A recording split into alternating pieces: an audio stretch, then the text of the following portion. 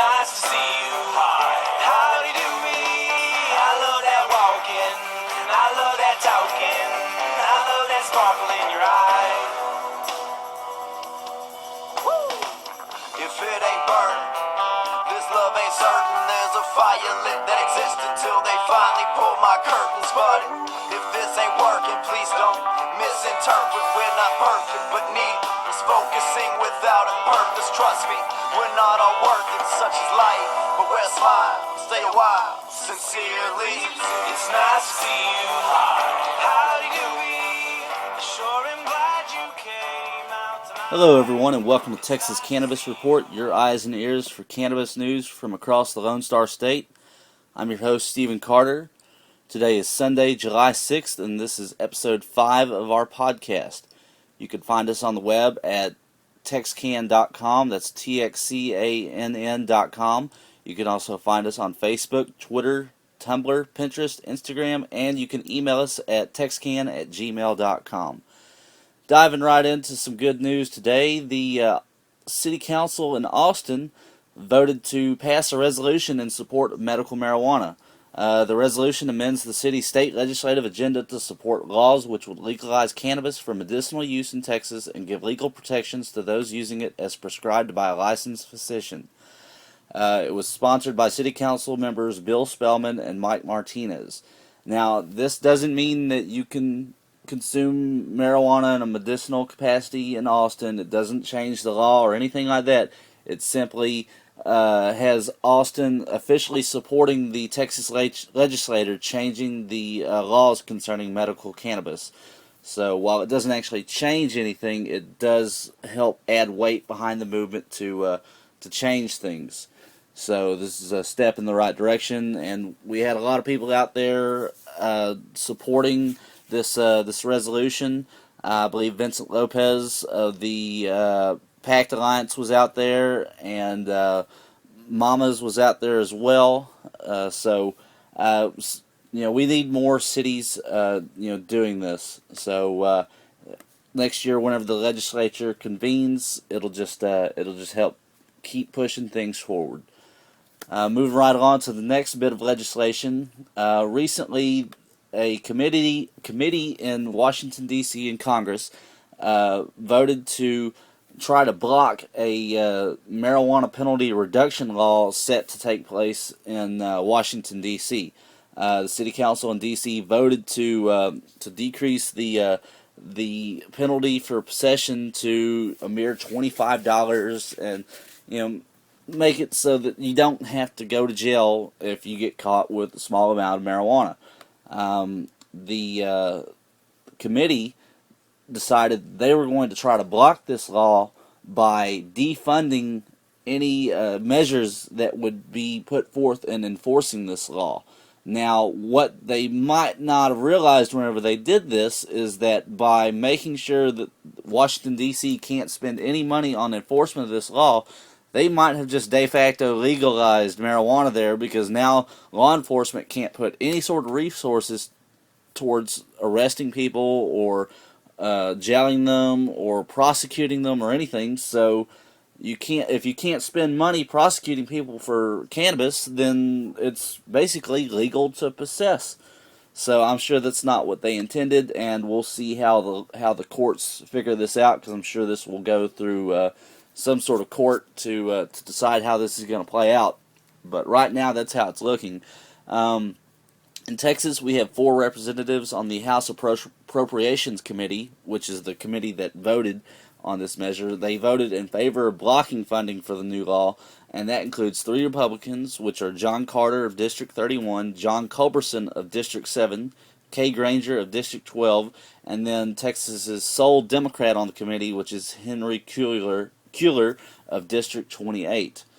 So things are constantly moving forward legislatively, and while Congress is always going to be behind on everything, it's inevitable, and they're just doing whatever they can to stop it. It's going to happen, though. Coming up next, we have an interview with Russ Belville, who is the host of 420 Radio. He was out at the DFW NORML Texas Regional NORML Conference, and we spoke with him about his arrest in Utah And so we'll go ahead and be playing that for you here in just a second. But before we get to that, I want to give a big thank you to Haas Productions, run by Stephen Haas, who did a lot of work to get the new Texas Cannabis Report logo up and running. So it looks great, and it's just great. And if you need logo work done, he specializes in signs and stuff like that. So if you need quality sign work done, logo work done for a very competitive price, I would definitely recommend checking him out. All right, here's our interview with Russ Belville. All right, I'm here with Russ Belville at the 2014 DFW NORML Texas Regional NORML Conference. We're in the afternoon session right now. Russ had a presentation this morning, and I got to say he knocked it out of the park. Can you tell me about this little constitutional scholarship essay that you gave us this morning? Yeah, I had originally planned to come in here and dazzle everyone with a bunch of stats and charts about Washington and Colorado legalization, and then I got to thinking, that's almost like showing off, like, haha, we've got legalization. And also, you can look that stuff up if you really want to. And I thought that, I even just thought this just a couple nights ago, was maybe I should do something that's more motivating, like why we're in it and what it's really all about. And so back at Seattle Hemp Fest 2 or 3 years ago, I did a speech that I called the amendment speech, which was you get 5 minutes on stage. And I was able to knock out the first 10 amendments in 5 minutes, so 30 seconds an amendment. So it was just very frenetic, and I'm just crossing stuff off of a poster board that my friends are holding up on stage. And I'd always wanted to do that as a longer form presentation where I could get into a little more detail. So literally, just last night, I thought, why don't I just do the amendments, right? So all of this stuff I've researched and I know about it, and I just never all put it into one presentation. So that's what I did last night, is I put this all together. And the idea of it is that, there's no other issue. Hold on. You came up with this on the fly? Yeah. Well, I hate saying it that way because it makes people say, oh my God, but it's stuff that I've already written down and written about in countless articles and speeches. Mm-hmm. This was just me condensing it into one thing. So yeah, last night I put it together all together, but it's all stuff that's already been written and put together, yeah.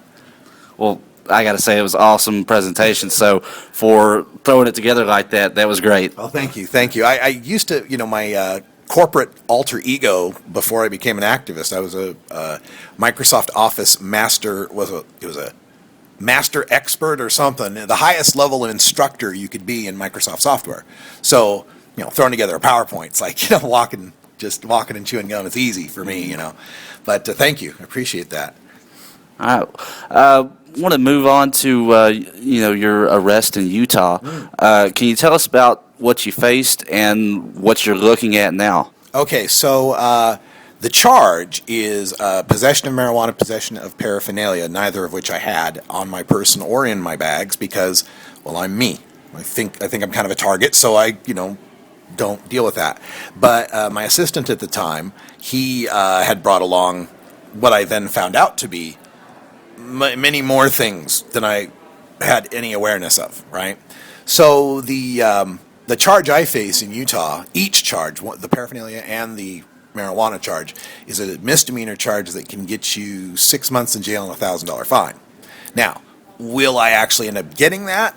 Depends. I have a pretty clean record. I've had a couple disturbing the peace tickets when I was a young alcohol drinking partying man, but pretty clean record, and no violence or anything like that. So my thought is that I should probably end up with probation or something. But on the other hand, I am a high-profile marijuana legalization activist, and if you've got a conservative judge who wants to make a statement, who knows what I end up getting. At this point, I haven't even been charged and have no court date yet, and it's been since April 17th. It's like, June now? Mm-hmm. So it's been 6 weeks, and we haven't even heard anything yet. So still kind of in the holding pattern for it. As far as what happened, we were driving, myself, my assistant, and my roommate, who's a 69-year-old veteran. We're driving his Cadillac from Portland, Oregon to Denver, Colorado, on our way coming through Idaho and Utah. The reason we came through Idaho, of course, it's just geographic, right? But I was born in Idaho, so I've got family there, and we visited. Rather than going through Wyoming, we went through Utah because we're going to visit some of my roommate's family in western Colorado, so that was the most logical route. as we are driving south on from Idaho, approaching the border, we see these signs, three in succession, that say, drug checkpoint ahead, drug dogs at work, and sheriffs ahead, or something like that. Now, this is a trick. There are no drug checkpoints. It's unconstitutional. You can have drunk driving checkpoints. You can't have drug checkpoints. The trick is they watch to see, after those signs, who pulls over or who gets off on the next turnoff, right? So I know that trick, and I was driving. I was like, all right, we ain't stopping. We're going to keep going.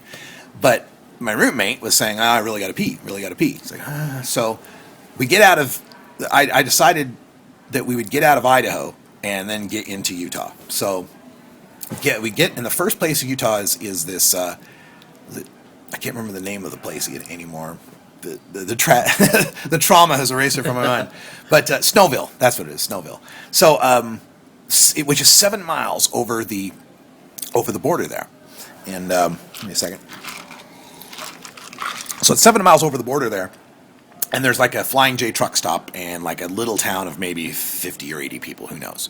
So we pulled off there to the truck stop, and I went in to use. Larry went in to use the bathroom, and I went into the convenience store to get something to eat. Now, at this point of the tale, it's important to understand that my assistant is a dreadlocked Rastafarian, a white kid, but with long red hair dreadlocks, and dresses the part, has the kind of hippie jacket and all that kind of stuff. So Larry's filling gas. I'm in the convenience store. He decides to get out of the car and go to the convenience store, either unaware or probably unaware of the fact that there are 2 cop cars parked there, where the cops are just sitting watching people. Mm-hmm. And they're looking for anything out of the ordinary. Yeah, and another unmarked. And here we are with a Cadillac with Oregon plates, and this dreadlocked kid coming out of it, right? So we get back in the car to go, and we're not 4 miles down the road, mile marker 11 or so, when the SUV canine officers pulled us over.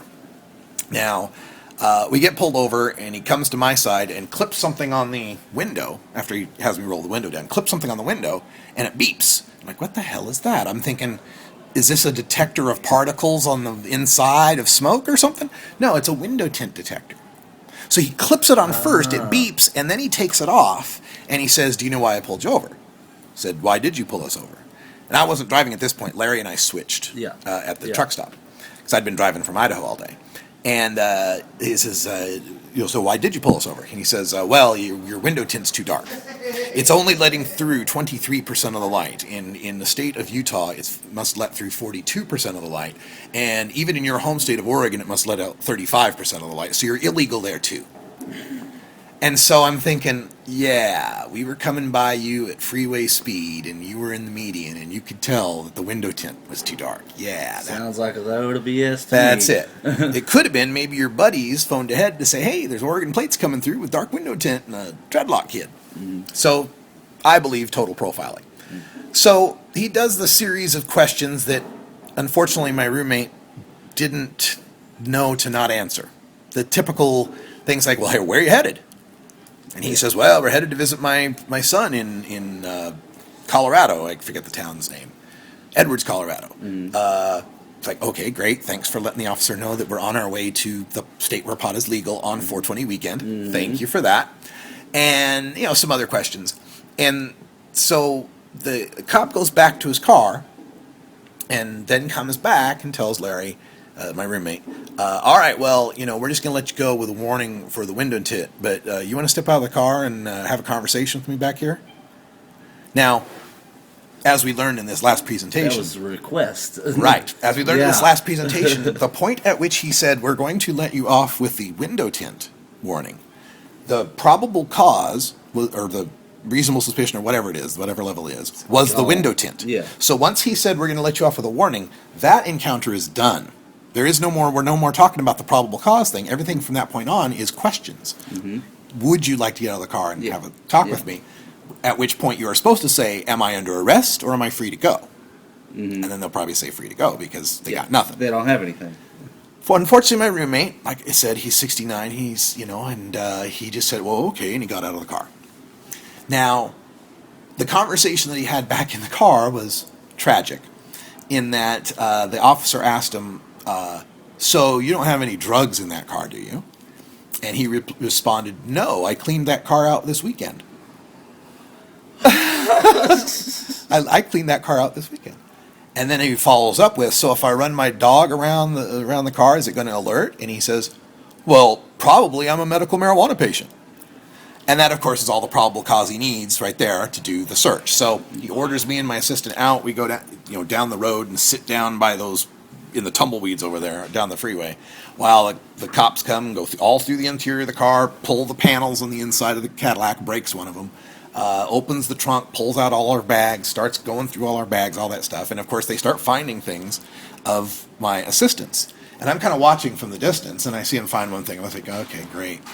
But they kept finding more things. Like, what the hell is going on here? It's just piling up. Yeah, and I'm like, how much did you bring? Jesus. So, so they say, well, we found you're under arrest. Stand up, put your hands behind your back. So they arrested both me and my assistant. I got charged with one count.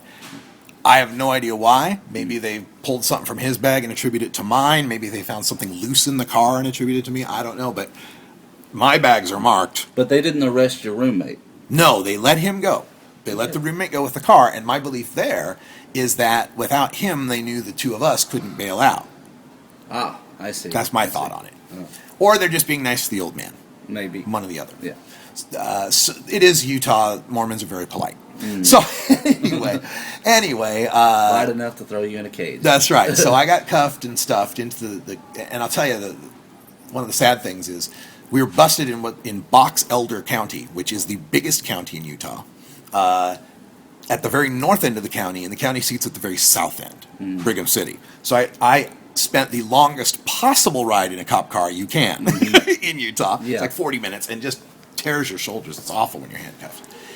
Got put into jail and booked. And it was funny in the booking because me and the cops had the same haircut. So we seemed to get along for some reason. And they'd ask you these series of questions when you're being booked, right?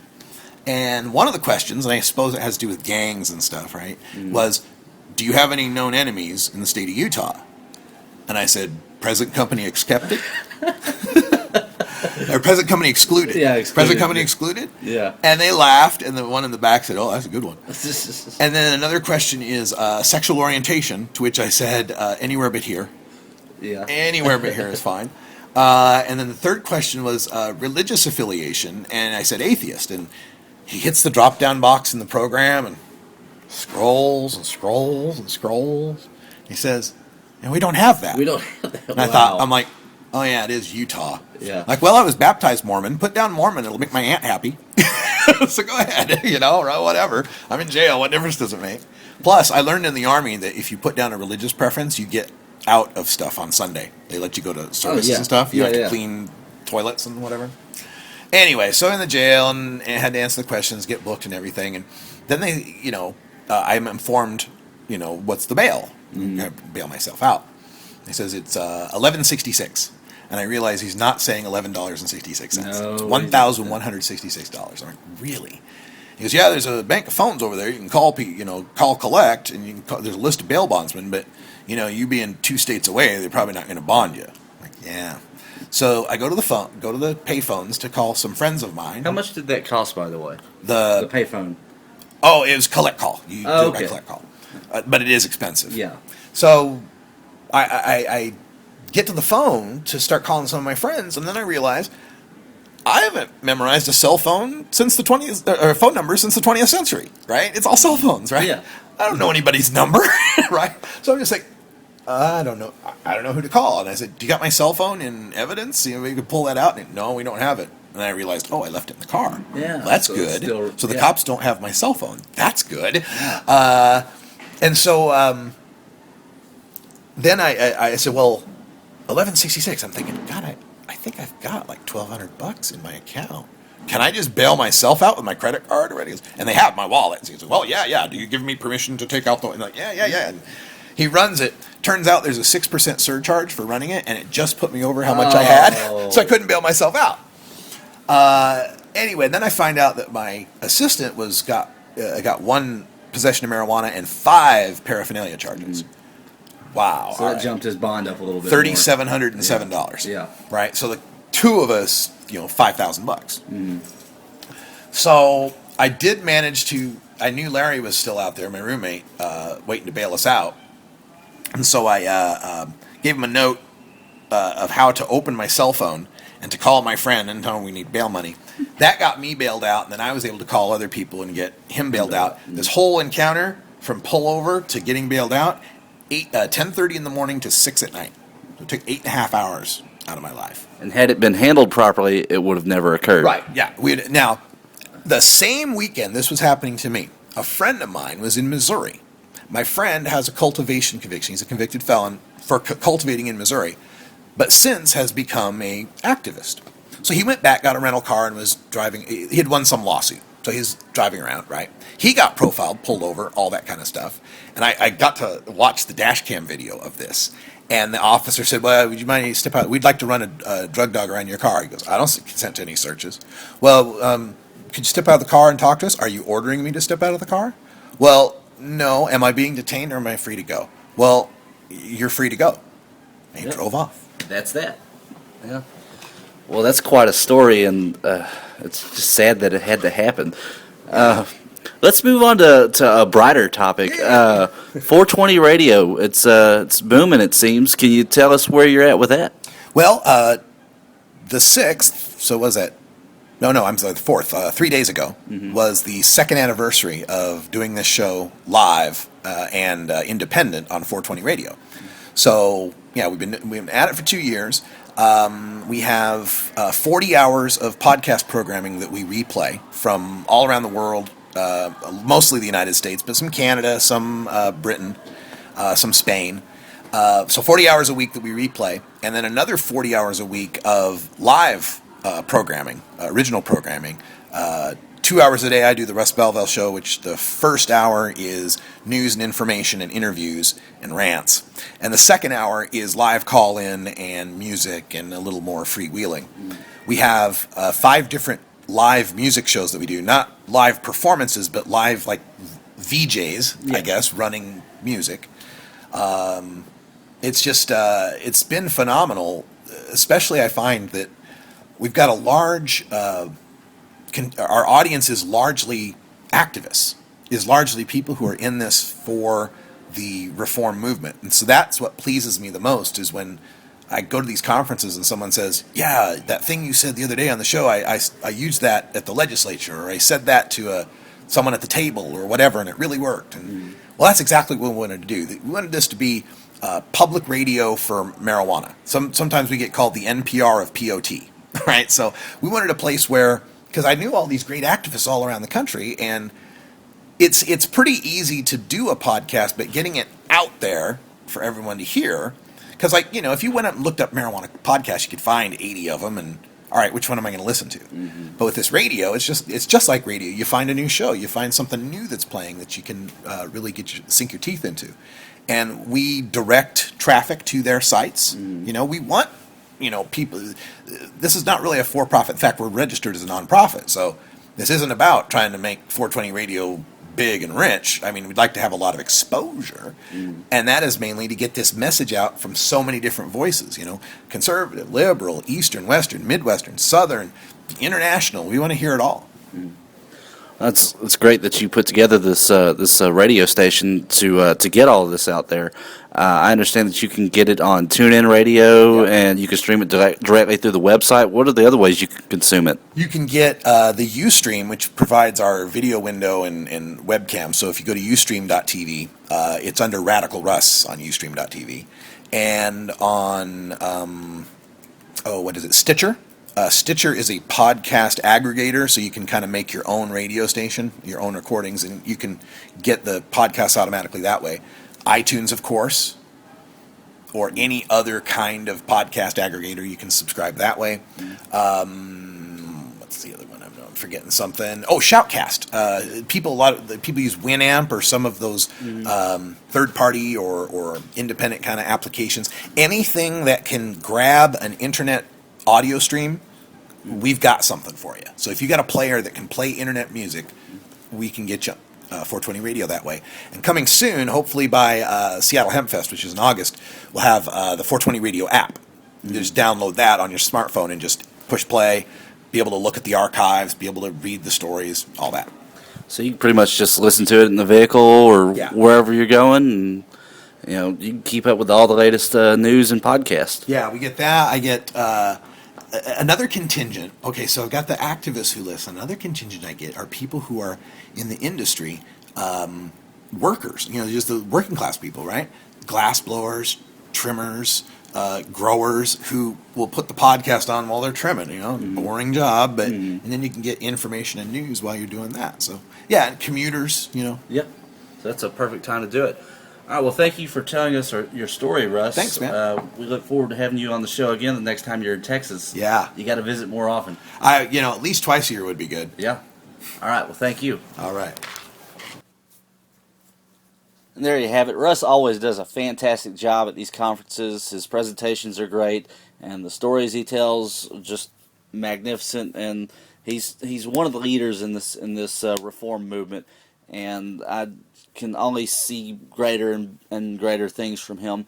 And I spoke with Russ Belville, and we will be launching Texas Cannabis Report on the 420 radio network in the very near future. So keep checking for us to be on there, and we'll have an announcement on the website whenever that officially happens. Moving right along to our monthly events segment.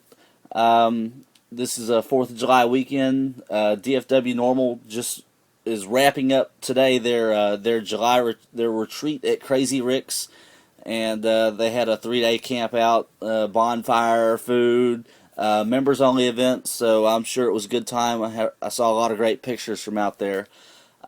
Coming up on the 9th is the Central Texas NORML Alliance supports the Justice for Jacob meeting in Killeen. On the 9th as well, they're going to have a NORML night at the House Sports Bar and Grill in Arlington, put on by DFW NORML. On the 12th, NORML Waco is going to have their highway cleanup, and then following that, they're going to have a meet and greet at the Dancing Bear Pub with Legally NORML. Also on that day, going down in Houston, is North Houston NORML's monthly meeting. On the 16th, Texas NORML is having their strategy meeting in Austin. And then on the 19th, a couple days later, Texas NORML is having their Veterans Conference in Austin. On that same day, Odessa NORML is having an interest group meetup in Odessa to gauge the interest of people out there who might want to start a NORML chapter. And I plan to be in Odessa that weekend, so if at all possible, I will try to make it out to that meeting to see how things go. So I'm looking forward to that. On the 24th, we have an event from Northeast Texas NORML. They're having their second official monthly meeting in Longview, and they're a new group, and we're going to get to them very shortly. DFW NORML is having their July 2014 meeting at Bryan Street Tavern in Dallas on the 26th. The Central Texas NORML Alliance's pool party fundraiser for Jacob is in Killeen on the 27th. And then Republicans Against Marijuana Prohibition is having a presentation by Richard Lee of Oaksterdam University in Houston on the 30th. So if you can make it out to any of these events, I definitely recommend checking any of them out. And if you have any cannabis-related events going on around Texas for this month or any upcoming months, please email those to us, and we'll get them listed on our page. You can find that on our events page on our website. Now, speaking of this Northeast Texas NORML group, they were previously known as the East Texas Cannabis Coalition, but since they got their paperwork pushed through and it's all official now, they're the new Northeast group of NORML here in Texas, and they had their first official meeting in Longview last month, and that's pretty much where they're based out of. So if you're over there in East Texas near Longview, I recommend checking these people out. They met at Hensley Park to celebrate their first official meeting on June 12th, and 3 months prior to that, their board was formed. They had a bunch of different people speak out there and had some news coverage. I believe they were on the local news broadcast that night. Got Nikki Williams. She's heading up the group as its executive director. She said, "What we want to do is educate people. And once people learn and understand the truths of the medicinal properties of marijuana, I don't think anyone could be against it." Hope May, who is the financial officer of the group, said the group does not condone illegal activities and is pushing for legal reform. We are trying to get people to vote to get this passed in legislation, she said. Marijuana is not something that is just for lazy bums. It is helping children and the elderly. For children that are having seizures, the alternative is you can't do anything. It is very important that we ask ourselves, how does what we feel affect other people? Why should you have the option to affect the care of other people? Another member of the group, Nicole Raines, also shared her own story of battling breast cancer, which she was diagnosed with nearly 3 years ago at the age of 26. She said that she's undergone 45 rounds of radiation treatment and suffers from nerve damage in her chest. The pain has been so severe she used to take 1,500 milligrams of hydrocodone per day just to get out of bed in the morning. She claims to have found a better alternative to the addictive opiates, that being marijuana. She said, I took my prescribed medicine before today and I'm still hurting, she said. My body hurts all day and pot would fix that. The benefits when I was able to do it were so great compared to the opiates that the doctors prescribed. But they would rather you use that than something that is natural. While the group's focus is to legalize cannabis in all facets, their primary focus for that particular meeting, though, was medical marijuana. And, of course, they've got their next meeting coming up on July 24th, where they're going to expand on what they talk about and what's going on there. And so if you're anywhere out there near Longview, I definitely recommend checking it out. Moving on to our crime segment, a Texas rancher recently discovered a marijuana farm worth what they say was $2 million on federal land that he's leasing from the Army Corps of Engineers. The Chambers County Sheriff's Department received a call from the rancher the other day after he saw people running from a clearing. Whenever he got into there, he realized that they had a pretty elaborate growing operation going on in all different stages, all the way from seedlings to fully flowering plants. And I don't know if any dried bud was found, but they did say that they recovered 5,500 plants total. So while they couldn't say how long the operation had been going on for, they said it had been there for apparently quite a while. And the area was so secluded that you couldn't get vehicles in there, so they had to bring in helicopters and an air wing unit to help secure the area and see what all was going on. And they didn't arrest anyone, and they don't know who was involved, but chances are pretty good that it was drug cartel related, because this is pretty much their MO. So they're still investigating, and as we get more information, we'll let you know. Next up, we have another story where someone admitted to consuming marijuana before something bad happened, and now, of course, everyone's trying to pile on and say, oh, well, they did it because they were high on marijuana. Well, that's not the case. A San Marcos woman faces an intoxication manslaughter charge after telling an investigator she was smoking marijuana and taking painkillers the night before a collision that resulted in a Spicewood man's death. Rachel Beth Riley, 24th, was charged with intoxication manslaughter June 23rd, a day after the accident involving a 2000 Oldsmobile she was driving and a 2006 Harley-Davidson motorcycle driven by 74-year-old Ivan Johnson Jr. She was also arrested for possession of marijuana at the time of the accident.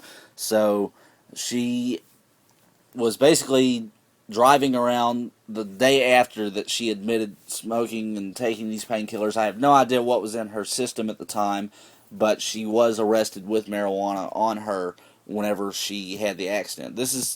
Chances are this is just someone who is doing something stupid. She didn't think, and she's now taken a life because of her poor decisions, and that really has no bearing on her use or anyone else's use of cannabis. So we just need to keep that in mind. Now, for those of you who keep up with NCAA sports, you might know that Robbie Rhodes, which is Baylor's blue chip wide receiver, was arrested on possession of marijuana and tampering with physical evidence charges on May 2nd after a traffic stop in Waco for failure to signal a lane change. Officers said they smelled marijuana, and after a search, found 5.8 grams of marijuana in a baggie under his front seat. The tampering charge was added because he allegedly tried to hide the drugs. Now, Baylor University and his attorney, Jonathan Sibley, said that they've been drug testing Rhodes for 7 months, and he's never tested positive for drug use. And even after he was arrested, he never tested positive. So they took these test results to the DA's office and showed them that he's never tested positive for marijuana, and he claims to have not known about the marijuana. So the DA's office has decided to drop the charges against him for possession. This is pretty unheard of. I don't understand why they're dropping the charges, but I'm not going to argue with them on this. It just seems odd that they've dropped the charges for this Baylor wide receiver. According to the jail records, Rhodes was previously cited for possession of drug paraphernalia, but other than that, he has no arrest history in McLennan County. And another wide receiver, actually the top wide receiver in the NFL last year, Josh Gordon, is in trouble again, this time not for marijuana possession, but for driving intoxicated. So that guy just can't seem to stay out of trouble. And we hope he gets his act together. And, of course, we hope the NFL changes their substance abuse policy to either lighten up on cannabis use or eliminate a ban on cannabis use altogether, considering that we have 2 states legal now and over 30 states with some form of medical marijuana. So it really makes no sense for them to inhibit players from using this natural plant, which helps them to battle injuries and recover from what is really a brutal sport. All right, coming up is our music segment. We have Grades of Absolute Truth this episode, and they're performing a song called Lead. They're based out of Fort Worth, and their next show will be on Friday, July 11th at the Grotto in Fort Worth. You can check out their Bandcamp page on our show notes. Now here is Lead by Grades of Absolute Truth. Let me shoot it to you straight, and I've said all of this before.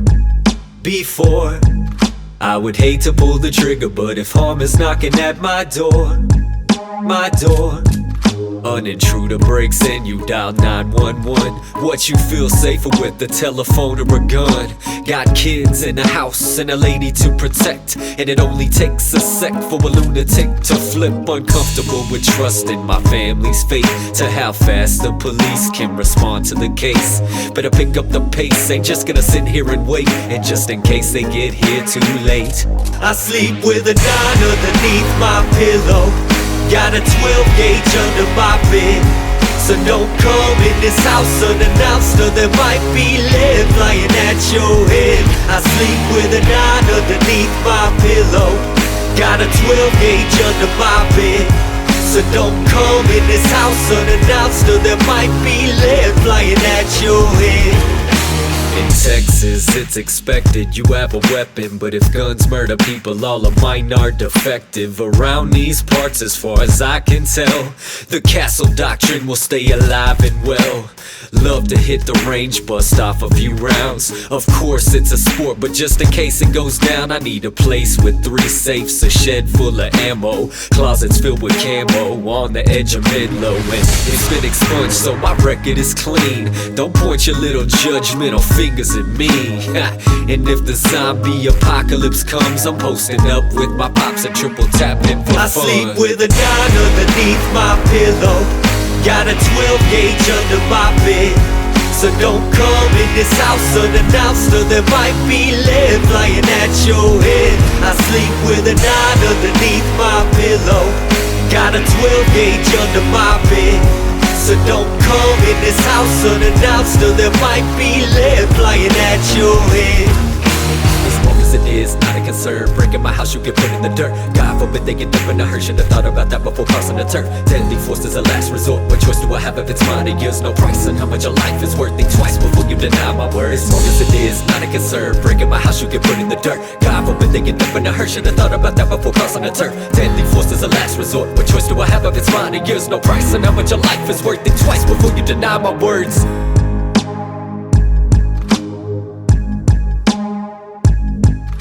I would hate to pull the trigger, but if harm is knocking at my door, I sleep with a 9 underneath my pillow. Got a 12 gauge under my bed. So don't come in this house unannounced, or there might be lead flying at your head. I sleep with a 9 underneath my pillow. Got a 12 gauge under my bed.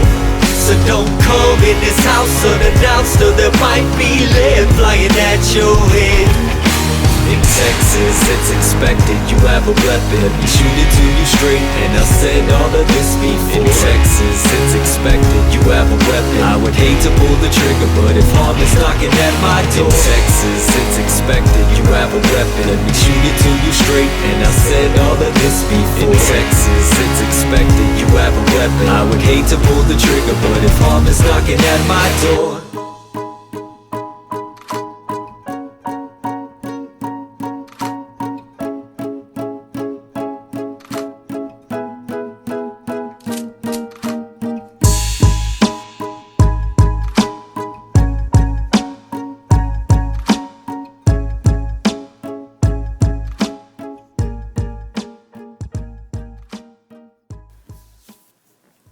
Alright, and that was led by Grades of Absolute Truth. It's not often that you hear that message in that format, so I hope you enjoyed it. I know I did.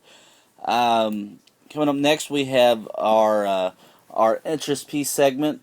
We're going to start doing interest pieces on various people throughout the movement here in Texas. Our very first one was on Callie D. She's works a lot with DFW NORML, and she's very much into the local music scene up there in Fort Worth and the Dallas area. And she hosts her own, internet radio show as well, which I believe is supposed to be going on the FM very soon. And she was very, very open about her support for marijuana legalization. She's a single mother. She's a church-going Christian, and here in Texas, we not only need more people like that speaking out, but the general perception of people in this movement is that we're not like the other people here in Texas. So this kind of puts that on its head and shows people you're more similar to us than you think. So I recommend checking out that piece. You can find it in our show notes. You can also go to our website and find it there.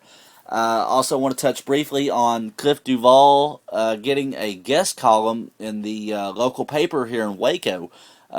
Cliff Duvall is the founder and executive director of NORML Waco Inc. And he wrote a great article, which was originally a letter to the editor called "Let's Legalize Pot Responsibly in Texas." It was an awesome piece, and it was too long to run as a letter to the editor, so the Waco Tribune-Herald ran it in their guest column series, and I was shocked to see it because Waco Tribune-Herald has not been friendly towards cannabis candidates and cannabis topics, so it's good to see that. And we ran his letter to the editor on our website as well, so if you want to check that out, you can find that in our show notes as well. Another good bit of news is that the FDA is going to reevaluate the scheduling of marijuana as a less dangerous drug. As you know, marijuana is considered Schedule I drug, meaning that it has no accepted medical use at all. It's one of the most dangerous drugs out there, and that it's just out and out harmful. No good can come of it. And obviously, this is an absurd scheduling for this plant. FDA press officer Jeff Ventura described the review process, which is being completed at the request of the Drug Enforcement Agency. He said the FDA conducts for Health and Human Services a scientific and medical analysis of the drug under consideration, which is currently ongoing. Health and Human Services then recommends to DEA that the drug be placed in a given schedule. DEA considers Health and Human Services analysis, conducts its own assessment, and makes a final scheduling proposal in the form of a proposed rule. So while the FDA doesn't control the rescheduling of this, they do the review and then give a recommendation to the DEA, who then can reschedule it as they see fit or not reschedule it. And contrary to what people believe, both President Obama and Congress have the power to have the DEA reschedule marijuana. So while they're going back and forth saying that it's the other group's job, group or person's job to do this, either group can do this. They're just afraid to touch it, and it's just a shame that Obama can so easily have cannabis rescheduled, but he's choosing not to, and I frankly don't understand why. All right. The past week there was an article that's been making the rounds on social media about a Texas judge sentencing a man to death for marijuana possession. And to put it bluntly, it just isn't true. A satire website called Empire News put out an article about an Austin Superior Court judge sentencing 34-year-old Joseph Goldsmith to death row after Goldsmith was picked up on his third offense for marijuana possession. While you can't get put to death for possession in Texas, you can get what amounts to a life sentence. It takes possessing over 2,000 pounds in order to get the possibility of serving a 99-year sentence, with a minimum of 5 years. Selling, on the other hand, just requires over 50 pounds in order to receive the 99-year sentence. Now, if you're Jacob Lavoro or anyone else caught with concentrates, which is essentially pure THC, it's very easy to face a life sentence. As few as 4 grams of concentrate can net you anywhere from 5 to 99 years. With the way the law reads, anything the concentrates are found in can be added to the total weight. In Lavoro's case, they weighed the eggs, chocolate, flour, and all other ingredients in his pot brownies, which turned a few grams into about 1.5 pounds. Insanity, am I right? Over 100 people recently rallied in support of Lavoro last week at his initial court hearing, where he turned down a plea deal and his lawyer moved to have the evidence dismissed on the grounds that it was illegally obtained. So, while you can't be put to death for marijuana in Texas, you surely can spend the rest of your life behind bars for it. The last time a satire article swept across the web concerning marijuana in Texas was last year, when an article put out by Tribune Herald told of a legislator dropping a joint in the middle of a legislative session as he argued against legalization. Now, the thing about that is that Tribune Herald put out this article whenever the legislature was not in session and no bills had been considered on the subject, but people just saw this article and took it as real and just ran with it. And now I would like to disclose that I am actually the author behind that article, as Tribune Herald is my satire website that I do as a side project for fun. So while we're not trying to spread any misconceptions out there, we were trying to poke fun at the absurdity of lawmakers and the hypocriticalness of what they do. So, yeah, it wasn't real, and please don't spread that as being real, but take it for what it is, satire. Alright, we're about to wrap up the show now. I just wanted to close with some final thoughts. The other day, me and a friend of mine were at a convenience store, and they had a TV going on in there with CNN on, and it was featuring a piece on what's going on in Colorado with marijuana legalization, and Mason Tvert was on, and he was being interviewed. And I just, took great interest in it. I was standing there watching it while he was off getting a soda or whatever. And as he walked up and asked me if he was ready to go, I said, yeah. So as we're walking out the door, he says, is it just the same old news stuff with CNN and just in general? And I said, actually, it was pretty good. 10 years ago, we couldn't buy a good piece of news about cannabis in this country, and right now we get good news just about every day. So it just shows you that things are going in a much better direction. We've gained so much progress, and things are totally looking up. And we're on the tail end of 4th of July weekend today, and we celebrated Independence Day on Friday, and that's really what this movement is about. It's gaining freedom from oppression. We're ingesting a plant that is, while it's non-toxic, it shouldn't matter whether it harms us or not. We own our bodies, therefore we shouldn't have it dictated to us what we put into them. Only our actions that we do to others should be considered here. And so this weekend, we should, really recognize the strides that the strides that we've made, everything we've gained, everything we've done, and everything we have to look forward to. It's very much an independence movement, and I want to thank each and every one of you for being out there and being a part of it. I'm Stephen Carter for the Texas Cannabis Report. Have a good one.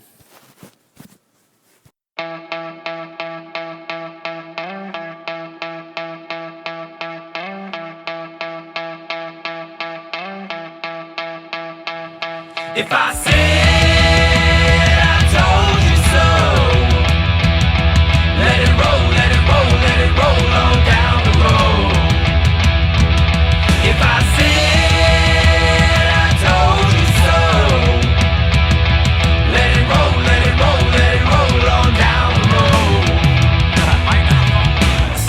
Yeah, I refuse to ever back down. I've been a part of the farce, I've been true till now. How can they cover up from under us? They fuck with us and beg for trust. It's wanderlust was built for us, I mean all of us. Raise your head and raise your fist, put down your fucking Twitter pic. Use your mind, corrupt your tits and throw a brick to the establishment. Yeah, follow me, let's make a change. I ain't trying to box it out there, I'm trying to box with your brain. If I said I told you so, let it roll, let it roll, let it roll on down the road. If I said I told you so, let it roll, let it roll, let it roll on down the road. Yeah, I'm catching wind, set the sail, this time I pen. My soul stashed in notepads and cachet within. We the people are unequal, information makes us lethal. What's death before dishonor when your honor is deceitful? When the music stops, all we've got is our voice at the top of your lungs. Maybe feel the noise, open your eyes to the lies brought to you by the government. Political puppets got a corporate hand in your ass and you're loving it. If I said I told you so, let it roll, let it roll, let it roll on down the road. If I said I told you so, let it roll, let it roll, let it roll on down the road. The shot was close to the brain. You out your mind and out of line with this game. Yeah, the shot was close to the brain. What saint will paint the people's path in blind faith?